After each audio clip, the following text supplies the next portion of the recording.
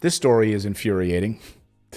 So JD Vance, you guys know who JD Vance is? Sounds like a rapper or something. I think it sounds like an investment company, like JD Powers and Associates. That's true. Yeah. No, it's this guy. JD Vance, a U.S. Senate candidate from Ohio. He's basically calling out left-wingers who don't have children and whom he said have no physical commitment to the future of this country. Like, meaning if you don't have children, you don't care about the future of this country. So he gave this speech at the Intercollegiate Studies Institute on future of American political economy. And, you know, the conservative media just love this, ate it up. So if you don't have children, why should we listen to you at all? And specifically, he's like pointing the finger at like AOC and Pete Buttigieg who don't have children. How can you call for us to fix the environment if you don't have children? You don't have anything. You're not invested in the future of this country. Conservative media, though, had a field day with this weekend and agreed with this. Where do you guys come down on this? He's either Catholic or Mormon, I would bet. Yeah, I mean, I guess you have to have 9 children to be weighed in. Like the female host of this show, she has 9 children. And if you have 9 kids, you're really giving back. Yeah, you're really giving back, you know. And literally, they made the point that because you have 9 children, you should be able to vote 9 times. All right, on to a story that's caught my attention. I don't know. I think you and I talked about this a bit during the commercial break. I'm fascinated by this. So JD Vance is the author of the best-selling book, Hillbilly Elegy. He was, in 2015-16, not in support of President Trump. He has since changed his mind. He says, I was wrong, and he has laid out many of his arguments as to why. In that way, his story has mirrored many people's story. And JD Vance is now running for Senate in Ohio. What is fascinating has been, I find this absolutely fascinating. JD Vance is target number 1 right now. Maybe how fascinating do you find this? You just find this endlessly fascinating. Please, how fascinating is this? number 2 right outside of Ron DeSantis when it comes to conservatives. The left is completely, lost their mind over JD Vance's politics, his positions, perhaps because they liked his book, Hillbilly Elegy. But he then brings up something very fascinating. And I don't know where it's fascinating. Just want to be clear. It's fascinating. I don't know if you heard that or not. It's fascinating. Land on this. So I'm going to give this to you guys, and you tell me what you think if we can figure it out on the fly. But he said this. This is a fascinating quote. He said, it's fascinating. Make sure it's fascinating. Here's what's wrong with America right now. It's a normal fact of life that our leaders of our country tend to be people who don't have a personal or direct stake in it via their own offspring. So let's do this instead. Let's give votes to all children in the country, but let's give control over those votes to the parents of children. Doesn't this mean that non-parents have as much of a voice as parents right now, he's saying? Doesn't this mean that parents should get a bigger say in democracy and its function? So I can see your face, Pete. You're going through it just like me. I don't know. First of all, I think it's an interesting idea. I'm into interesting ideas. Let's think about it. Let's talk about it. Yeah, let's talk about it. So let's it's an interesting idea that we're gonna change the Constitution. So if you don't have children, you can't vote. Basically, like a criminal. Like if you're behind bars, right? You've done something where you've lost the right to vote. So basically, not having children is similar to that. You don't get a say in your country because you don't have children. Well, and think about this. They're already giving stimulus money to people who have children. So what is this like infatuation with people with children all of a sudden? It's like the rest of us are just like, you don't have kids, we don't care. Yeah, you're apparently you're just not, you have no say in the United States. Like the future of this country, you cannot shape it, you cannot mold it, you cannot drive the direction of it. You don't have children. Sorry, man. You can't do it. And by the way, that guy with the teal tie, he's sitting in your seat. Yeah, that was my old seat. It's my old seat. I don't even recognize those people. Yeah. He's saying childless leaders are making decisions that are short-term in mind, not focused on the long-term future health of this country because they don't have a stake in the game. Parents have a stake in the game. They have children, so give parents a bigger say. That means Rachel will get 9 votes. I would exactly get a right. lot of votes. Right. But you know what? I don't know if his solution. I don't know about that solution. That seems not feasible. But oh, really? It's not feasible.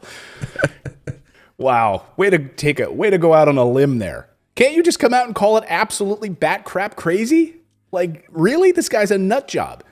Well, and think about it. All the They people can't do in it. Congress Conservative media can't do it. They can't call him back crap crazy, can they? all the people in Congress and Senate are all like 80 years old anyway. They have grandkids, and they still pass the crap that they pass. Yeah, maybe they don't have kids. Who knows? I mean, They think all of a sudden if you've got kids, you've got morality. Is that what they're saying?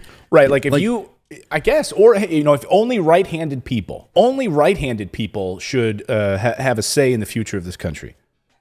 But if you're childless and you're a left, and I mean, pointing out that AOC, she's childless. Okay, pointing out that Pete Buttigieg is childless. He doesn't have a child, so he has no say in the future of the country. Yeah, like Jessica says, and what about people who can't have kids? Well, you know what? You don't have a vote. I mean, you're a lesser person. No stimulus for you. No vote. Yeah. Next thing you know, you're gonna have to show a kid to get into the grocery store.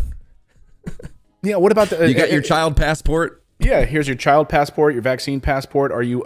Can you vote? Because Joanna Mauser in our chat says, I vote for the benefit of my nieces, nephews, and godchildren, even though I don't have children of my own. Boom. Exactly.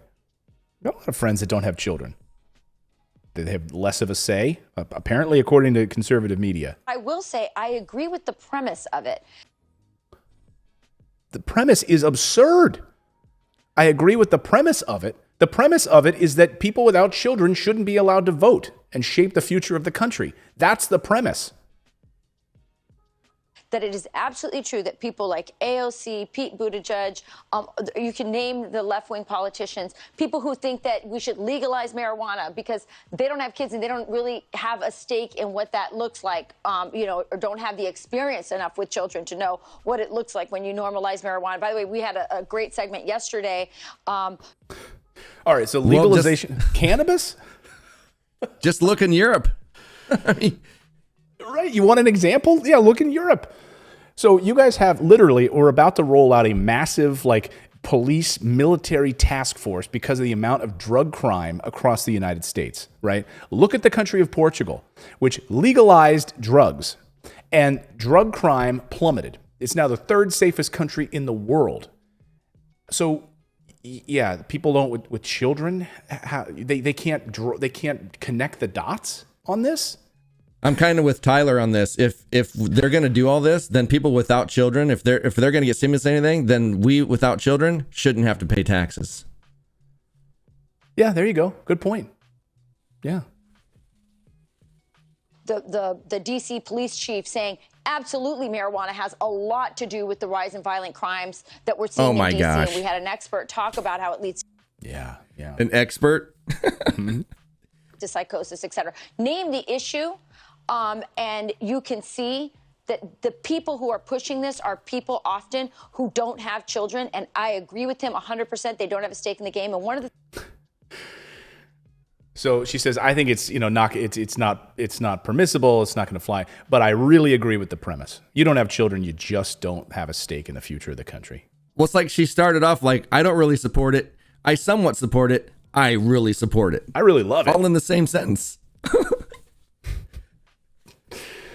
Oh, Clayton, I really don't like that shirt, but you know what? I kind of like it. But just if I'm being honest, I love that shirt. I love it. things that JD Vance has been really effective in. Why I think the left is going after him is he is very family centric. He is going, I want to look at American political policy, look at policy and go look at it through the lens of family, look at it through the lens of America's workers. And that frightens the left. That's looking at it through the lens of the actual solution, which is the family unit. That's you want. Oh, yeah. Okay. The family unit. The family unit. When did this become the Dr. James Dobson show? Yeah. The family values. Family Focus on values the family. show. Focus on the family. Yeah. So there you go, guys. If you don't have children, you're worthless and you shouldn't be allowed to vote. Drop me a comment below. I'd love to hear your thoughts on this. And make sure you subscribe to the channel if you're not already a subscriber. And just think, millions of people are listening to that stuff. Yeah. Drew De La Olivia says that made as much sense as a football bat. I got a question for you, Clayton.